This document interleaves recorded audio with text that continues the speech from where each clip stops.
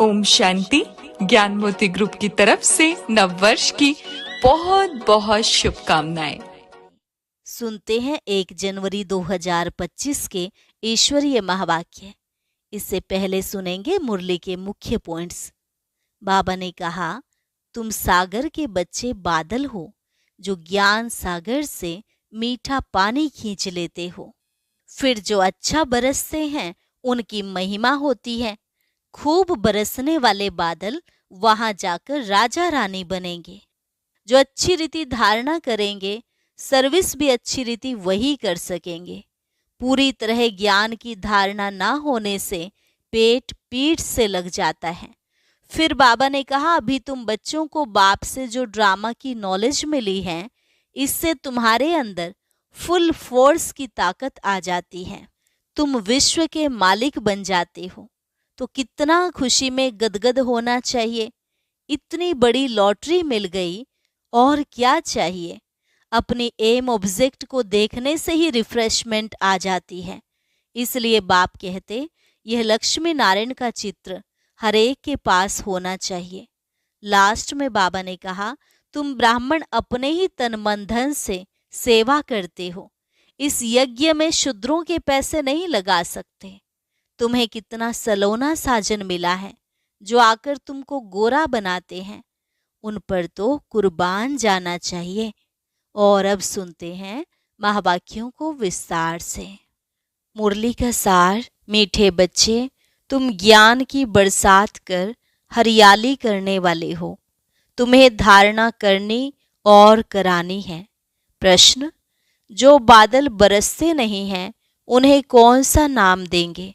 उत्तर, वह है सुस्त बादल। चुस्त वह जो बरसते हैं। अगर धारणा हो तो बरसने के बिना रह नहीं सकते। जो धारणा कर दूसरों को नहीं कराते, उनका पेट पीठ से लग जाता है। वह गरीब हैं, प्रजा में चले जाते हैं। दूसरा प्रश्न, याद की यात्रा में मुख्य मेहनत कौन सी है? उत्तर, अपने को आत्मा समझ बाप को बिंदु रूप में याद करना। बाप जो है, जैसा है, उसी स्वरूप से यथार्थ याद करना, इसमें ही मेहनत है।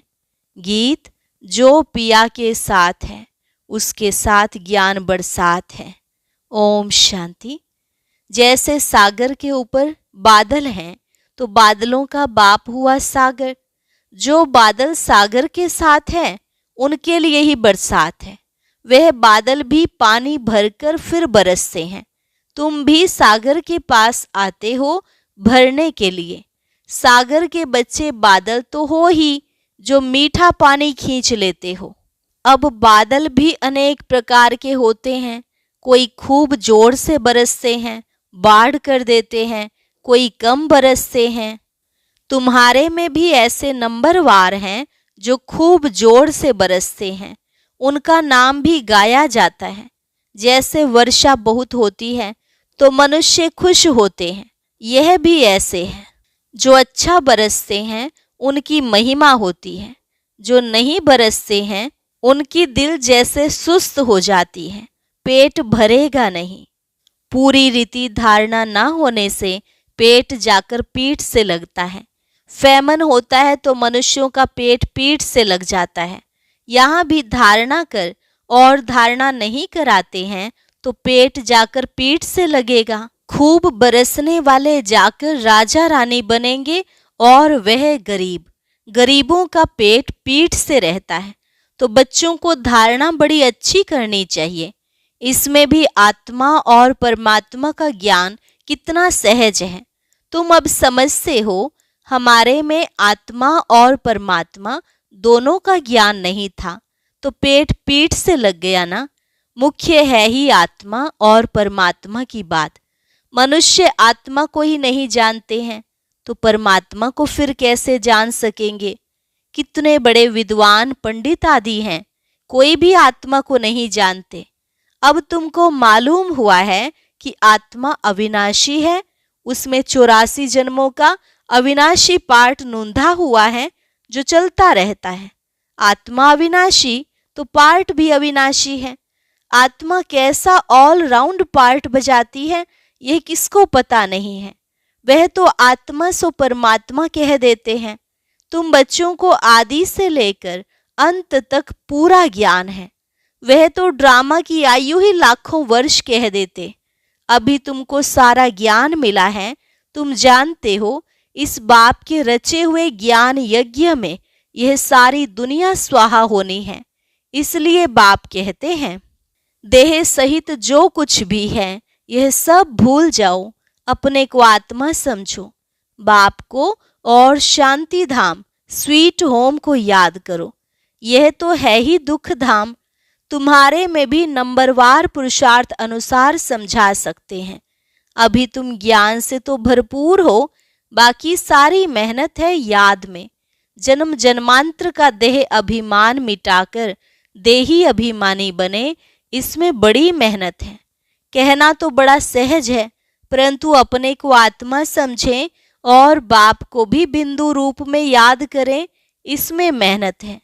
बाप कहते हैं, मैं जो हूँ जैसा हूँ ऐसा कोई मुश्किल याद कर सकते हैं। जैसे बाप वैसे बच्चे होते हैं ना। अपने को जाना तो बाप को भी जान जाएंगे।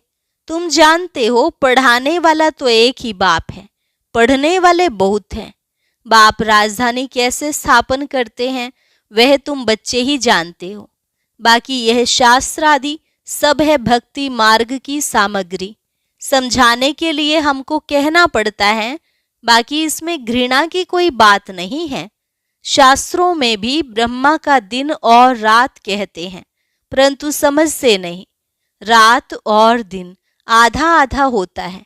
सीढ़ी पर कितना सहज समझाया जाता है। मनुष्य समझते हैं कि भगवान तो बड़ा समर्थ है, वह जो चाहे सो कर सकते हैं। लेकिन बाबा कहते, मैं भी ड्रामा के बंधन में बांधा हुआ हूँ। भारत पर तो कितनी आफतें आती रहती हैं, फिर मैं घड़ी घड़ी आता हूँ क्या? मेरे पार्ट की लिमिट है। जब पूरा दुख होता जाता है तब मैं अपने समय पर आता हूँ। एक सेकंड का भी फर्क नहीं पड़ता है।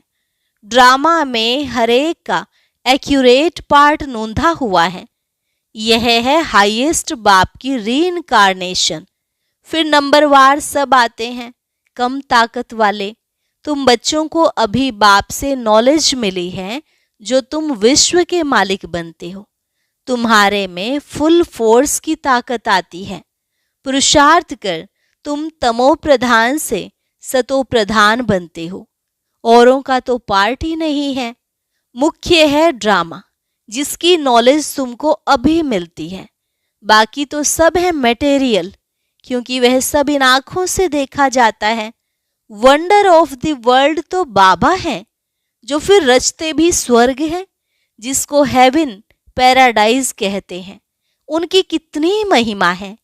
बाप और बाप की रचना की बड़ी महिमा है। ऊंचते ऊंच है भगवान। ऊंचते ऊंच स्वर्ग की स्थापना बाप कैसे करते हैं यह कोई भी कुछ भी नहीं जानते हैं। तुम मीठे मीठे बच्चे भी नंबरवार पुरुषार्थ अनुसार जानते हो और उस अनुसार ही पद पाते हो। जिसने पुरुषार्थ किया वह ड्रामानुसार ही करते हैं। पुरुषार्थ बिगर तो कुछ मिल न सके। कर्म बिगर एक सेकंड भी रह नहीं सकते।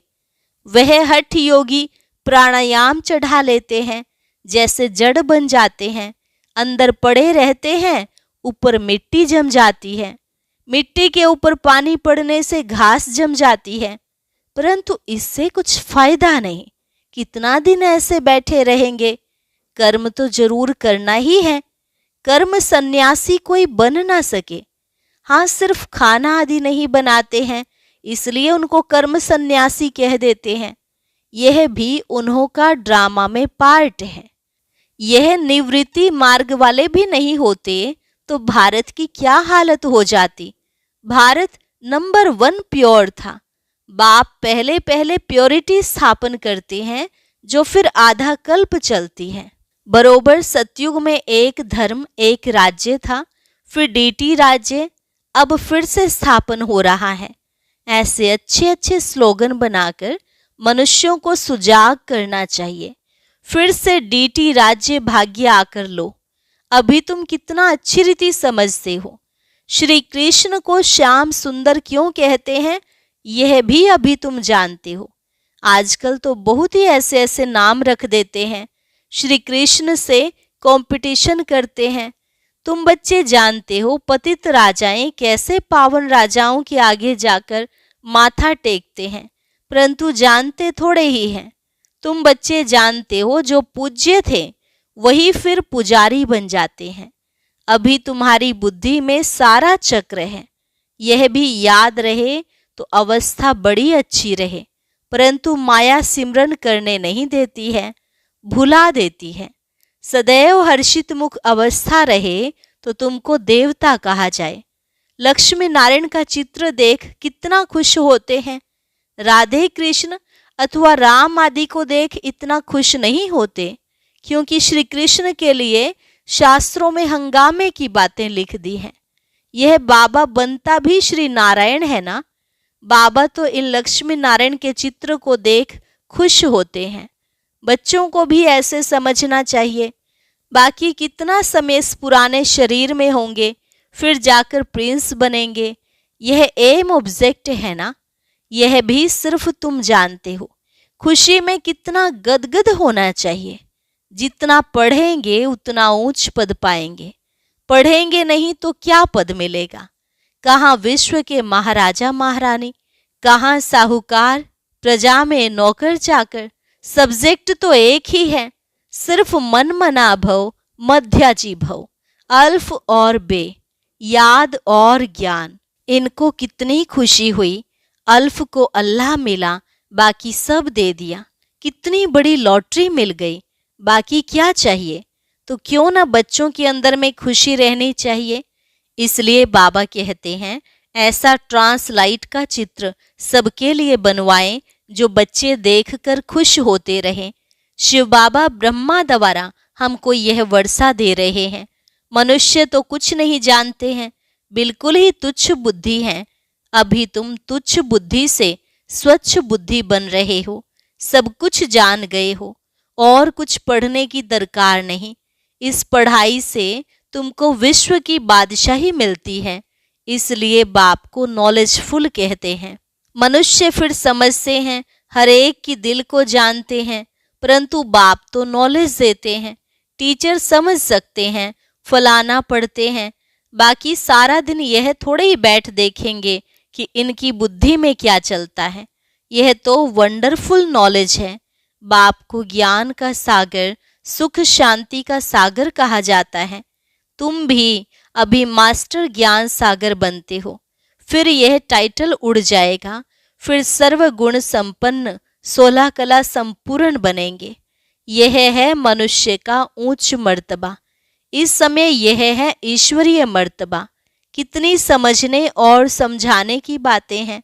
लक्ष्मी नारायण का चित्र देख बड़ी खुशी होनी चाहिए। हम अभी विश्व का मालिक बनेंगे। नॉलेज से ही सब गुण आते हैं। अपना एम ऑब्जेक्ट देखने से ही रिफ्रेशमेंट आ जाती है। इसलिए बाबा कहते हैं यह लक्ष्मी नारायण का चित्र तो हर एक के पास होना चाहिए। यह चित्र दिल में प्यार बढ़ाता है। दिल में आता है बस यह मृत्यु लोक में लास्ट जन्म है, फिर हम अमर लोक में यह जाकर बनूंगा तत्वम। ऐसे नहीं कि आत्मा सो परमात्मा नहीं, यह सारा ज्ञान बुद्धि में बैठा हुआ हो। जब भी किसको समझाते हो बोलो हम कभी भी कोई से भीख नहीं मांगते। प्रजापिता ब्रह्मा के बच्चे तो बहुत हैं, हम अपने ही तन मन धन से सेवा करते हैं।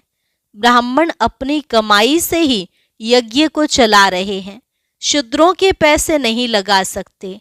ढेर बच्चे हैं, वह जानते हैं जितना हम तन मन धन से सर्विस करेंगे, सरेंडर होंगे, उतना पद पाएंगे। जानते हैं बाबा ने बीज बोया है तो यह लक्ष्मी नारायण बनते हैं। पैसे यहाँ काम में तो नहीं आने हैं, क्यों न इस कार्य में लगा दें। फिर क्या सरेंडर होने वाले भूख मरते हैं क्या? बहुत संभाल होती रहती है। बाबा की कितनी संभाल होती रहती है। यह तो शिव बाबा का रथ है ना, सारे वर्ल्ड को हेवन बनाने वाला है। यह हसीन मुसाफिर है। परम पिता परमात्मा तो आकर सबको हसीन बनाते हैं। तुम सांवरे से गोरा हसीन बनते हो ना। कितना सलोना साजन है, आकर सबको गोरा बना देते हैं। उन पर तो कुर्बान जाना चाहिए, याद करते रहना चाहिए। जैसे आत्मा को देख नहीं सकते, जान सकते हैं, वैसे परमात्मा को भी जान सकते हैं। देखने में तो आत्मा परमात्मा दोनों एक जैसे बिंदु हैं, बाकी तो सारी नॉलेज है। यह बड़ी समझ की बातें हैं। बच्चों की बुद्धि में यह नोट रहनी चाहिए। बुद्धि में नंबरवार पुरुषार्थ अनुसार धारणा होती है। डॉक्टर लोगों को भी दवाइयाँ याद रहती है ना। ऐसे नहीं कि उस समय बैठ किताब देखेंगे। डॉक्टरी की भी पॉइंट्स होती हैं, बैरिस्ट्री की भी पॉइंट्स होती हैं। तुम्हारे पास भी पॉइंट्स हैं, टॉपिक्स हैं जिस पर समझाते हैं। कोई पॉइंट किसको फायदा कर लेती है, कोई को किस पॉइंट से तीर लग जाता है। पॉइंट तो बहुत ढेर की ढेर हैं। जो अच्छी रीति धारण करेंगे वह अच्छी रीति सर्विस कर सकेंगे। आधा कल्प से महारोगी पेशेंट हैं, आत्मा पतित बनी है। उनके लिए एक अविनाशी सर्जन दवाई देते हैं। वह सदैव सर्जन ही रहते हैं, कभी बीमार होते नहीं। और तो सब बीमार पड़ जाते हैं। अविनाशी सर्जन एक ही बार आकर मन मनाभव का इंजेक्शन लगाते हैं। कितना सहज है। चित्र को पॉकेट में रख दो सदैव।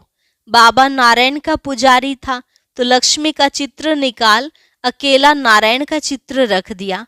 अभी पता पड़ता है जिसकी हम पूजा करते थे वह अब बन रहे हैं। लक्ष्मी को विदाई दे दी तो यह पक्का है हम लक्ष्मी नहीं बनूंगा। लक्ष्मी बैठ पैर दबाए यह अच्छा नहीं लगता था। उनको देखकर पुरुष लोग स्त्री से पैर दबवाते हैं। वहां थोड़े ही लक्ष्मी ऐसे पैर दबाएगी। यह रस्म रिवाज वहां होती नहीं। यह रस्म रावण राज्य की है। इस चित्र में सारी नॉलेज है। ऊपर में त्रिमूर्ति भी है। इस नॉलेज को सारा दिन सिमरन कर बड़ा वंडर लगता है। भारत अब स्वर्ग बन रहा है। कितनी अच्छी समझानी है। पता नहीं मनुष्यों की बुद्धि में क्यों नहीं बैठता है।